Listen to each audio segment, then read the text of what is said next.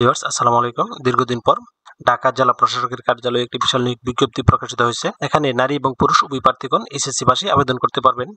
আবেদন শুরু কবে শেষ কবে, কিভাবে আবেদনটি করতে হবে, আবেদন করতে কত টাকা লাগবে, আবেদন করতে কি কি যোগ্যতা লাগবে, সবকিছু ভিডিওতে বিস্তারিত আলোচনা করা হবে। আশা করি ধৈর্য সহকারে ভিডিওটি দেখবেন। তার আগে আপনাদের কাছে ছোট্ট একটি রিকোয়েস্ট থাকবে, আপনারা যারা এখনো অ্যাম্বিশন জব পয়েন্ট ইউটিউব চ্যানেলটি সাবস্ক্রাইব করেনি তারা চ্যানেলটি সাবস্ক্রাইব করে পাশে থাকা বেল আইকনটি প্রেস করে রাখেন। এতে পরবর্তীতে যে কোনো চাকরির আপডেট সার্কুলার প্রকাশিত হওয়ার সাথে সাথে নোটিফিকেশনে জানতে পারবেন। সার্কুলারটি প্রকাশিত হয়েছে 25 জুন 2025 ইং তারিখ। এই সার্কুলারটিতে অফিস সহকারী কাম কম্পিউটার মুদ্রাক্ষরিক পদে সর্বমোট 15 জন লোক নিয়োগ করা হবে। এটি 16তম গ্রেডের একটি পদ। বেতন স্কেল 9,300 থেকে 22,490 টাকা। কোন স্বীকৃত বোর্ড হতে উচ্চ মাধ্যমিক সার্টিফিকেট বা সমমানের পরীক্ষা উত্তীর্ণ হতে হবে। সেই সাথে কম্পিউটার চালানোয় দক্ষতা এবং অভিজ্ঞতা থাকতে হবে এবং কম্পিউটার ব্যবহার সংক্রান্ত ওয়ার্ড প্রসেসিং, ডাটা এন্ট্রি ও টাইপিং ইত্যাদিতে সর্বনিম্ন গতি বাংলা এবং ইংরেজিতে সর্বনিম্ন 25 থাকতে হবে।